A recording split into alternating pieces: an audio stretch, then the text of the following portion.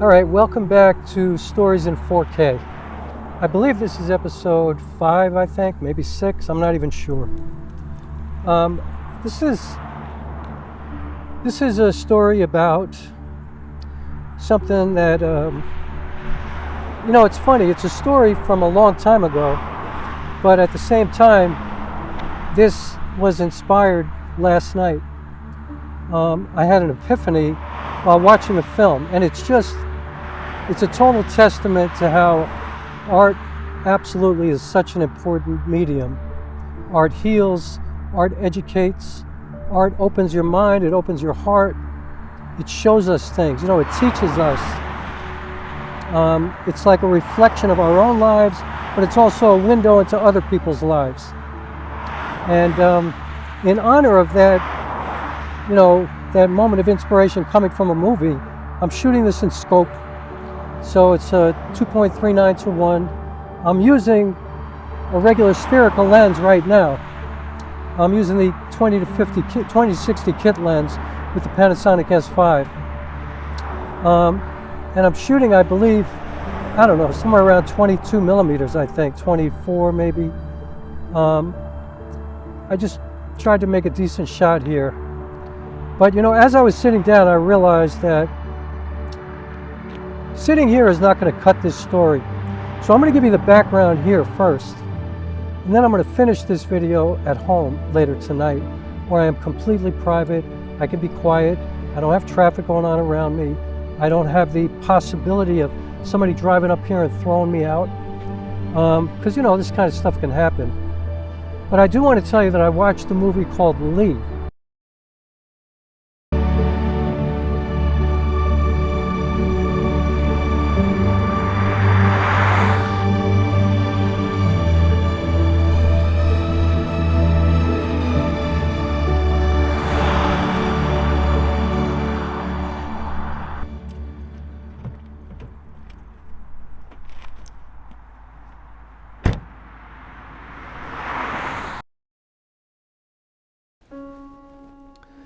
All right, I watched a movie last night, and it was called Lee, and it was about a photographer in World War II, a woman who had been a supermodel before that, and the woman who played Lee in the film was Kate Winslet, who is one of my favorite actors. She's incredible. She's so gifted, and in my opinion, this is her greatest performance, and I don't know if you ever saw Mayor of Easttown on HBO, but she was incredible in that show. But this right here, this was some otherworldly kind of stuff. And I don't know. Let me just put it like this. That movie was somehow able to finally make me understand why my father refused to ever talk about the war, his experience in World War II. Like, I asked him about it my whole life, and he wouldn't talk about it. And one day I remember him saying, whatever I could tell you, it was not anything for anyone to talk about. It's not to be spoken about, it's to be forgotten. And I was a kid, and I was like, come on, man, just tell me. He wouldn't talk about it. I do want to talk about the film first a little bit. It's an incredibly inspiring story, a woman overcoming unbelievable odds, everything against her just because she was a woman, afraid to send her on the front lines, saying women can't do this, women can't do that. And, I don't want to give you any spoilers because I want you to watch that film. So I'm not going to talk too much about it. I'm just going to say that it was one of the most inspiring movies I've ever seen. And I will tell you that the cinematography is beautiful, but it's not an easy film to watch. If you ever saw Schindler's List, it's kind of like that. It covers World War II during the Holocaust, and it covers a photographer, so that should give you a good idea of what you're going to get. Not to mention her own personal demons and how everything kind of becomes intertwined during the film. It's just brilliant.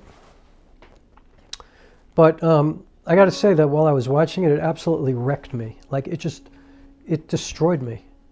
I was actually squirming while I was watching it. I couldn't sit still. I was so uncomfortable the whole time. And you know, I didn't really understand why, because like I said, I saw Schindler's List. I've seen a lot of difficult movies to watch. But for some reason, I think it's that this movie, I was looking at it and I was like, oh my God, a lot of this is so similar to what's going on in this country right now. Like a lot of this can happen right here, right now. So I think that's why I was really, and I've been kind of like right on the edge lately, you know. I've been kind of in a bad place, emotionally, mentally. Like I've been very worried and upset and pissed off and just all the bad things, you know. And I've been really working hard to find the beautiful in my life every day, the joyful things, the magnificent things. I'm actively looking for them every day, all the time. And so this film just brought up a lot for me. And I'm getting to the part of this that will be considered the story in 4K, but this is all kind of foreshadowing. You know, I don't know if there are any people watching this who are performing artists, like actors or musicians or whatever, but if you're not, let me just explain something to you about that. Like, for me, you know, what I love about art is that it is the greatest connector of people that I've ever known in my life. Like, I think every time I have felt incredibly connected to society, to other people, it's been through art. It's either been through music, a song, a concert, theater, certainly. You know, I remember once I went to a play up in Nyack, New York, and I saw a play called Don't Bother Me, I Can't Cope. And it was at the Helen Hayes Theater. It was this old, beautiful theater in Nyack at the time. And it was just it made me want to be in the theater for the rest of my life. Like, I remember thinking, like, I don't ever want to feel any differently than I feel right now ever again in my life. It was just this joyous, amazing, you know, inspiring happening that I was a part of. And I went all by myself, and I was among all these people that I didn't know, and it was like everybody was a family that night. It was incredible. Nobody was sitting at the end of that theater piece. Like, everybody was standing and hugging each other afterwards. And like, it was just, it's hard to explain how that happened. I don't even know exactly how that happened, but it did. And so film, the same thing. I remember when I was, you know, really, really young, I went to see One Flew Over the Cuckoo's Nest. And I remember when that movie ended, I just sat there and I couldn't move. And nobody in that theater moved. People just sat there, receiving what we just saw. I remember I saw the movie Crash, which eventually became like used on college campuses as coursework. And I remember when that movie ended, the same thing. I couldn't move. Do the Right Thing. I sat in the theater sobbing at the end of Do the Right Thing. Philadelphia. I remember after that movie, walking uptown, you know, I saw the movie on 55th and 8th Avenue, and I walked up from Columbus Circle. I was living on 95th Street and Amsterdam Avenue at the time, and I walked uptown, and it was snowing, and I was with somebody, and it was just silence. We walked all the way uptown in complete silence. Philadelphia. Like, that movie was so incredibly powerful. And everybody who walked out of that theater, I remember we were walking out of that theater, and everybody was just kind of looking at each other like, we just experienced this together. And I know for myself as a performing artist, you know, I can feel it when I'm on stage. It's like this incredible gift. It's like this unbelievable feeling that you have when you know that you're connecting with people, that you're really moving people, and that they're throwing energy back at you, and it kind of overwhelms you sometimes. It overtakes you, and it's this like momentum that I get in my chest, and it just starts to build and build and build, and then it's like really dynamic, and we go up and down and all around, and it's like life. It's a metaphor for life. Every time I perform, it's like a metaphor for my whole life. It's like highs and lows, and you know, moments where you never think you could possibly get to the next place, and you overcome things, and you have resilience, and you do what you have to do, and you get to the next place, and then you got to start all over again, and you climb another mountain, and then another mountain, and then you have to swim across an ocean, and you have to get through a storm, and But you do it, and you do it with the audience. You can't do it without an audience, and it's just, and it's such an unbelievable gift. It's like this, it's something that should never be taken for granted by anybody, that people are kind enough to pay money to come spend their time, to share that time with you, especially a solo artist, like one guy on stage, and they're rooting for you. They want you to do well. They want it to be great. They've come to feel something. Like, why do people go to the theater? And why do people go to movies? Because they want to feel something. They need to feel something. And so it makes me emotional to even think about it, like that I get to do stuff like that when I have screenings of my films, when I screened The Center of Distance for the first time, and I remember we had this big audience there, and the questions afterwards, like the Q&As after my shows and after my films, it's something that I feel is the highest privilege that I could ever have.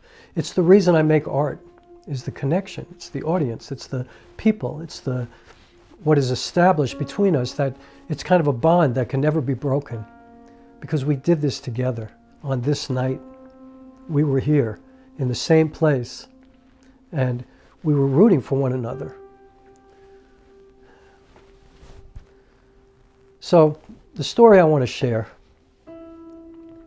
is that my father was in the hospital, and he had been through hell, like the worst time.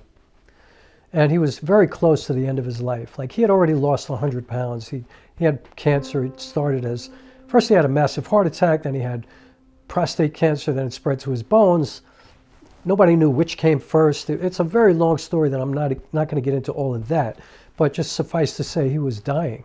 And so 2 days before he died, he's laying in his bed in the hospital up at Columbia Presbyterian, 168th and Broadway, actually 168th and Fort Washington. And he's laying in his bed, and he's sleeping because he's on morphine, because he was in so much pain.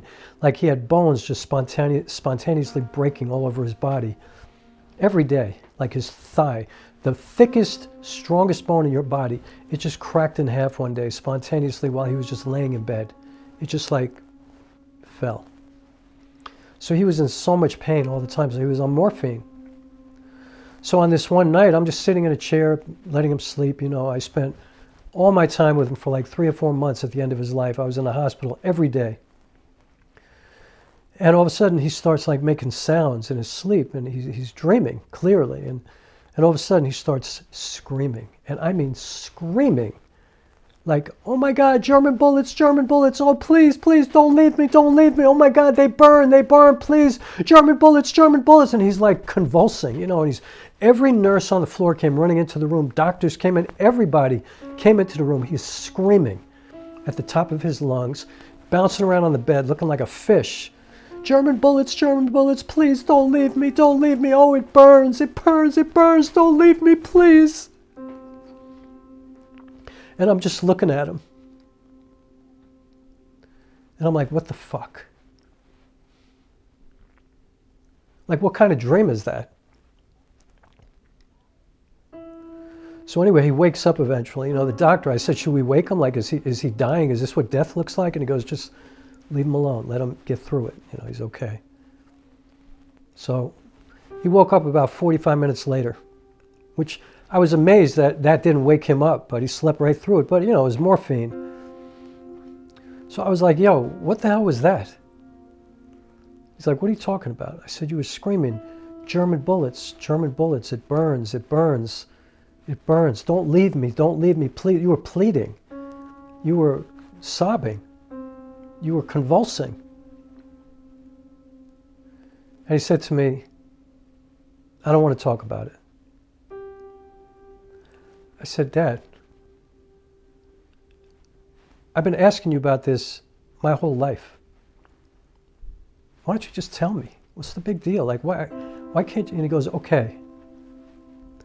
He goes, I'll just tell you this. These scars? So, my father had these scars on his shins, and he, everybody knew that it was psoriasis. He had them there his whole life. Now, we're not doctors. We don't know anything about psoriasis. Is psoriasis like 24/7 all the time? It never goes away? he had these scars on his shins, and he said it was psoriasis. He goes, well, these scars are not psoriasis. They were shrapnel. There was an explosion one day when we were on the ground. We went to one of these cities. There was rubble everywhere. The buildings were just gone. We were walking through. There were bodies everywhere, dead bodies. And as we walked through, something exploded, and I had shrapnel in my lower legs. And don't tell your mother, and don't talk about this with anybody. I'm like, why? He said, because I don't want to talk about it. Now you know. You happy now that you know? And then he withdrew again. And so, you know, that's what this movie was about. About a woman on the front lines, Nazi Germany, Holocaust, walking through rubble, dead bodies everywhere.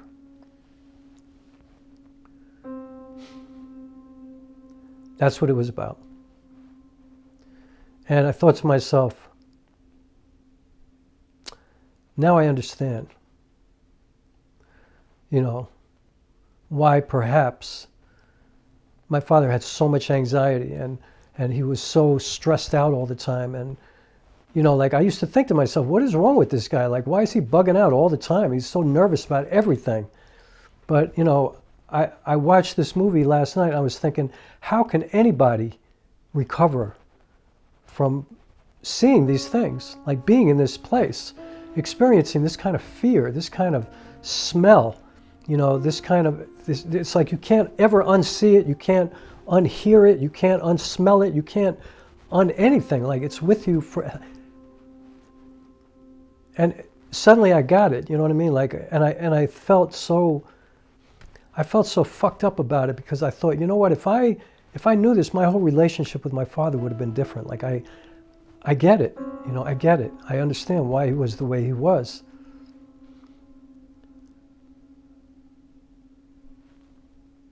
Two days later, he died, you know, and I told the story already where, you know, I got to tell my father I love him for the first time in my life right before he died.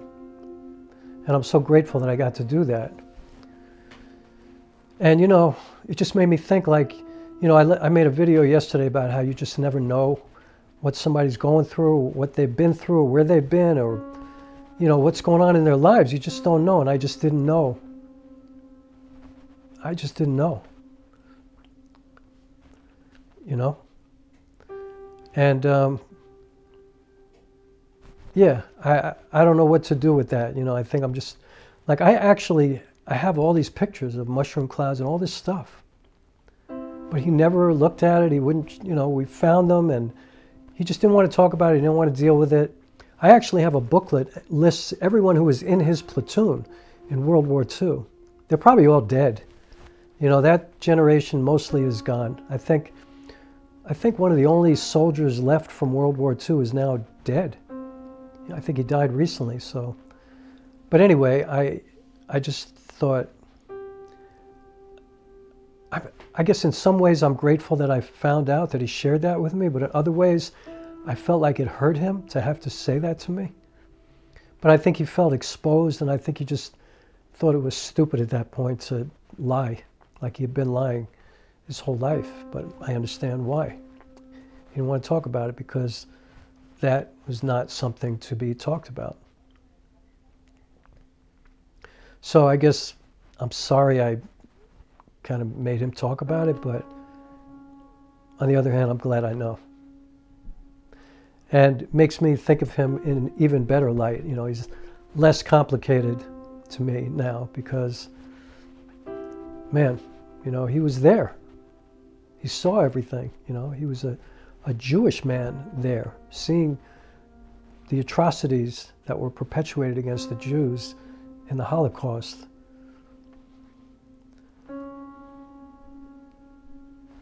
And everybody else in Europe. I mean, he saw these buildings just flattened, you know. He saw all kinds of people, lives destroyed.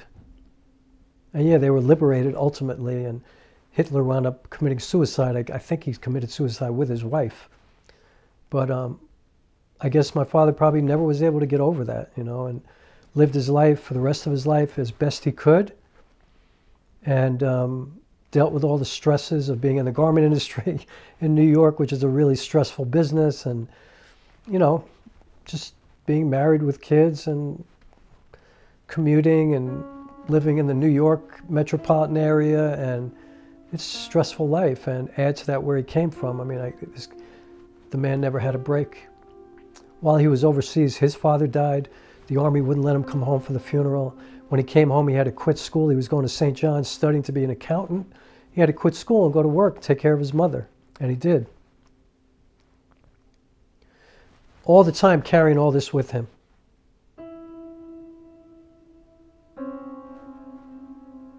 And then he died. And then his life was over. And I'm sure part of all this was that he was out of pain.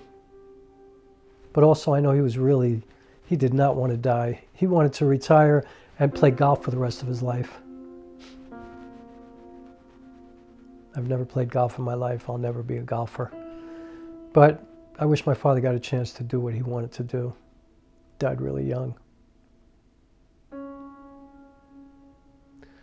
That's the end of the story.